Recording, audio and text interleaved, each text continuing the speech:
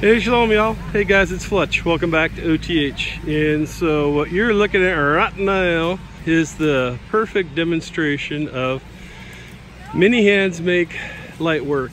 This whole area right here was full of brush and whatnot that I had cut down. And we got about 20 or so people here today. And we're getting all of this cleaned out so that we can finish cleaning this up. There's the property stake up there. We need a fence to be able to come down through here. So that's what we're working on today on the property.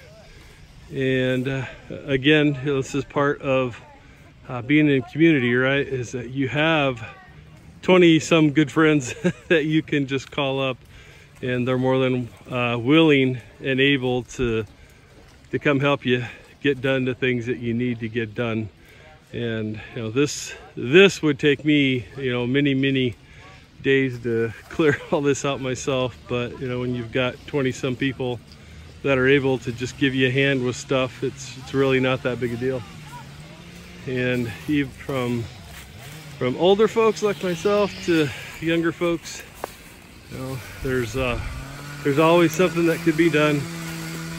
And we're moving that pile to right over here. These piles here as a processing center to keep everything together as well as we can. Okay guys, so it is the day after the shofarians were here, and as you can see, all of this in here used to be overgrown like this down here. But so we got this all set up before the shofarians got here. So we had them carry the brush all from that area over there where I've shot a couple of videos over by the gate. And we go slow here so I'm not making anyone sick. But we went through this area over here, and right now this is just tall grass and blackberry brambles that are in here.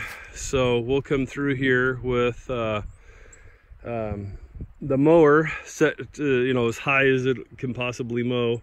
But what we'll do first is we'll walk through the area and you know, real good, and get all of the rocks picked out of here, because I'm sure it's laden with rocks. Okay, so here's a helpful little hint for those of you who are maybe considering embarking on homesteading or new to it. One thing that we found works good for us when you're first excuse me, clearing out a property, you never know when you're going to come across a rock, and rather than thinking that you're going to remember where it is you're going to get it a later time, yeah, don't do that, because the next time you find it, it's going to be with an expensive piece of mowing equipment, if you know what I mean. So what we started doing is when we find rocks, we take the rocks and we stack them on top of stumps. And so over here, there's several rocks that are around this stump too, as well as some old dead limbs and stuff that fell down right here. And this creates a central collection point. And then later, we'll come through here with a pickup truck and a trailer, and we'll just load all of these rocks on there, and we'll dump them in the rock pile. So, you know, if we ever have a want or need for rocks, we've got a large collection of them. All right, guys, I just wanted to share that with you. If you're wondering why, you know, the rocks are piled up all over around the stumps, that's why. Because you can't mow over them anyways, so you might as well pile the rocks up, you know, on and around them, so that you know, to protect your equipment from the rock. But having said that, I wanted to show you the progress that was done by, you know, 20 some people. So basically from about right there back, this has almost all been cleared out over to the edge of the border. You can kind of see it right back over there. There's a bluff.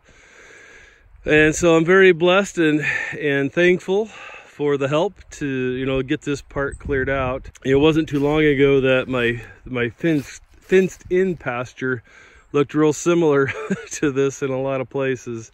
And you know, through a process of continuing to cut it on a regular basis, you know, you'll keep all of the brush and brambles from coming back up, and then eventually the wild grasses will take over, and you know, the law of nature, so to speak. And not only that, but and a lot of this area is covered in leaves from all of the saplings that used to be in this area, and so all of these leaves will break down over the coming year to help nourish the soil and to help the grass grow. But yeah, we got a bunch of the dead trees that were in this area were cut down too by one of the brothers. Actually, a couple of them. One of them, a professional tree trimmer, came down. Brother Cody, for those of you that know him, and Elder Tristan, for those of you that know him. And yeah, we had a great time. We had a great time of fellowship afterwards with some homemade chili by Fletch. No one died. That was actually pretty good, if I do say so myself. But anyways, Mother Fletch made some desserts and some cornbread and stuff, and so that was really good as well. And we had a great time of fellowship. And someone's probably asking, well, why is all this stuff stacked that way? And the reason why is because there's another brother that has a wood chipper that you can connect to the PTO and a 3-point harness on the back of a tractor. And it's capable of chipping all of these saplings here. You know, they range anywhere from, you know, maybe 1 inch to 3 or 4 inches. And it's capable of you know, turning all those into usable wood chips that we can use for back to Eden gardening and different projects around the homestead. Ugh, can't talk. So, you know, basically we got this huge pile here, and then we also got this huge pile here as well. And if for whatever reason, you know, we don't have enough time to get it all chipped up, with them standing like this, you know, the water will shed down them, and they're not all laying in the, you know, on the ground and in the water, so to speak. And so they should quote unquote hopefully dry out a little bit faster too. And if we're not able to get it all chipped up, we can always just burn them and be done with them in short order. Well, thanks guys for joining me today. I greatly appreciate it. I hope you're having a wonderful and blessed day, and we'll talk to you soon. Shalom.